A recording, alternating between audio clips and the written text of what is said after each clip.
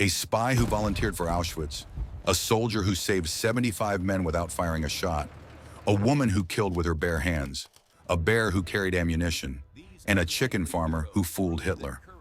These are World War II's most unlikely heroes. In 1940, Polish cavalry officer Witold Pilecki made one of the most extraordinary decisions in military history. He volunteered to be captured and imprisoned in Auschwitz, the most notorious Nazi concentration camp.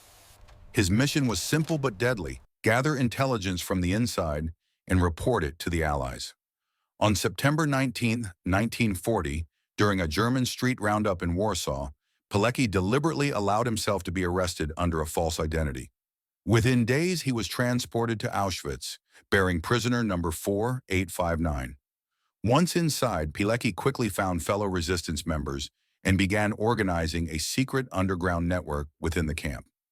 They built a radio transmitter from smuggled parts and sent out reports on camp conditions, the mass killings, and the scale of Nazi atrocities. Pilecki's intelligence formed the basis of the first comprehensive Allied report on the Holocaust. Survival was a daily battle. Pilecki endured starvation, disease, and constant fear of discovery. He described the hunger as the hardest battle of his life. He suffered from pneumonia and typhus in the lice-infested hospital ward. After nearly 3 years with key members of his network transferred and his own transfer imminent, Pilecki knew he had to act. On the night of April 26, 1943, during a shift at the camp bakery, Pilecki and 2 companions executed their escape. They forced open a metal door, overpowered a guard, cut telephone wires, and fled into the darkness. German soldiers fired at them as they ran. Bullets passed through Pilecki's clothing, one wounding him, but he survived. After a 100-kilometer journey on foot, they reached safety. Pilecki later wrote a detailed report about Auschwitz and fought in the Warsaw Uprising. He is remembered as one of the bravest men of World War II. Desmond Doss was the kind of soldier the Army didn't want. A devout Seventh-day Adventist from Virginia, he enlisted as a combat medic in 1942, but refused to carry a weapon or work on the Sabbath because of his religious beliefs. His fellow soldiers thought he was a coward, a slacker, and their weakest link. During training, they harassed him, threw shoes at him while he prayed, and made his life hell. But Desmond Doss would prove them all wrong on the cliffs of Hacksaw Ridge. In April 1945, during the brutal Battle of Okinawa, Doss's unit was tasked with scaling a 400-foot vertical cliff known as Hacksaw Ridge. The fighting was savage. Heavy weaponry, grenades, and close combat turned the battlefield into a slaughterhouse. Thousands of American and Japanese soldiers were killed.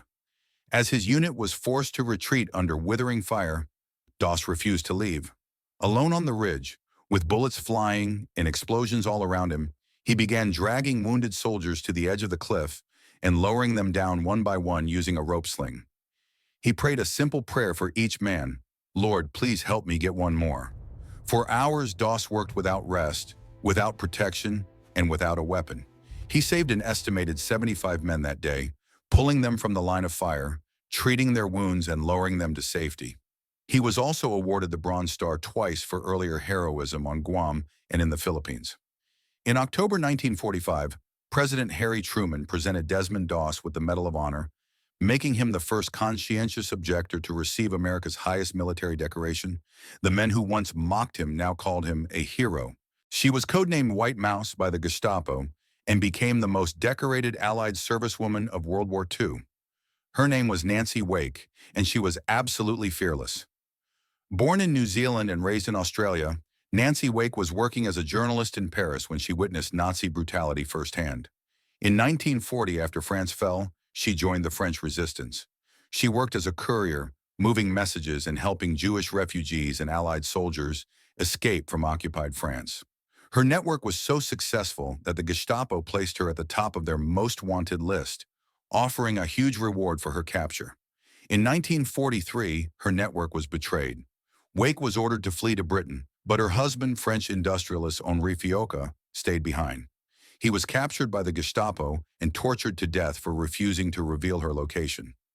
Nancy returned to France in April 1944, parachuting behind enemy lines to work with the Special Operations Executive and the Maquis resistance fighters.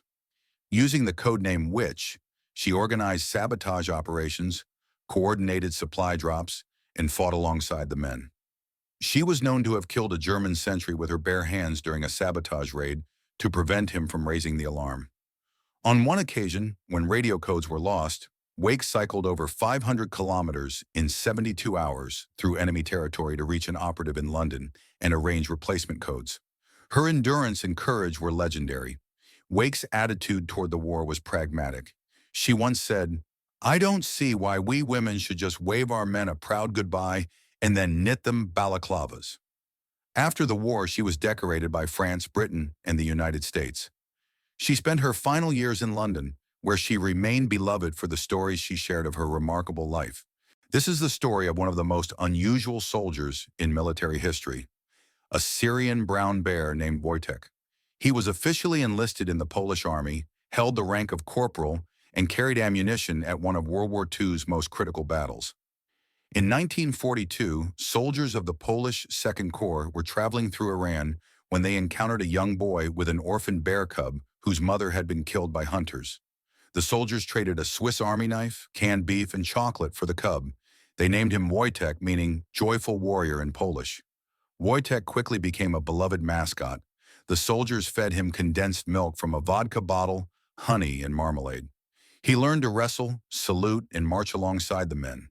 He loved beer, cigarettes, and taking long, cold showers. When the unit was reassigned to fight in Italy, British regulations forbade mascots and pets on transport ships. The solution was brilliant.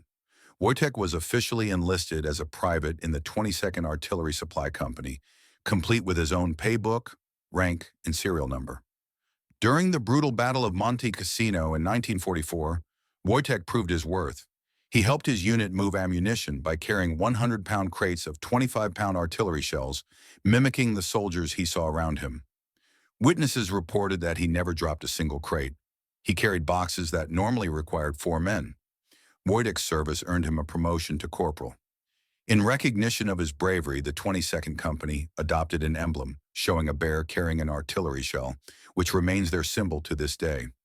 After the war, Wojtek lived out his days at Edinburgh Zoo in Scotland, visited frequently by his former comrades. He died in 1963, a true hero of the Polish army. He was a chicken farmer from Spain who couldn't speak English, had no training in espionage, and was initially laughed out of the British embassy. But Juan Pujol García would become the greatest double agent in history, codenamed Garbo, and he may have saved more lives than any other spy in World War II. In 1941, Pujol approached British intelligence offering to spy for them against the Nazis. They rejected him. Undeterred, Pujol went to the Germans instead, claiming he was a Spanish diplomat who traveled frequently to London.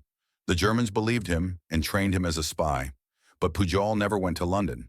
From Lisbon, Portugal, he invented an entire network of fictional British agents and began sending fake intelligence reports to Germany. He used a tourist guidebook and a train schedule to fabricate believable details. When his agents failed to report crucial information, he told the Germans they had fallen ill or died, and British intelligence even placed obituaries in newspapers for these non-existent people.